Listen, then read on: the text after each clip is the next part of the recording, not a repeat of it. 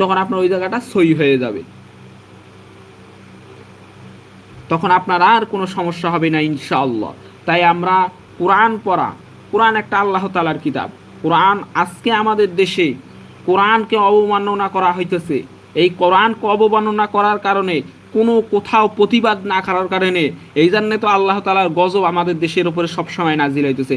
এই যে কয়েকদিন আগে এখানে আগুন ধরতেছে, ওখানে আগুন ধরতেছে, অমুক ফ্যাক্টরিতে অমুক জায়গায় আগুন ধরতেছে, অমুক মনে করেন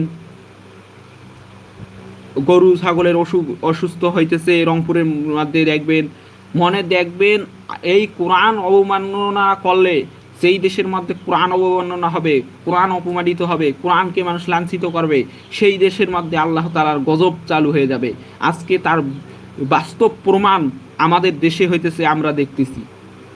তাই আমরা সকলেই কোরআনকে ভালোবাসবো, কোরআনের সঙ্গে থাকবো, কোরআনের পথে থাকবো, কোরআন সহিভাবে পড়া শিখবো, কোরআনের জন্য নিজের জীবনকে উৎসাহিত করব ইনশাআল্লাহ। তাহলে আমরা, দুনিয়াটা তো ভাই বেশি না।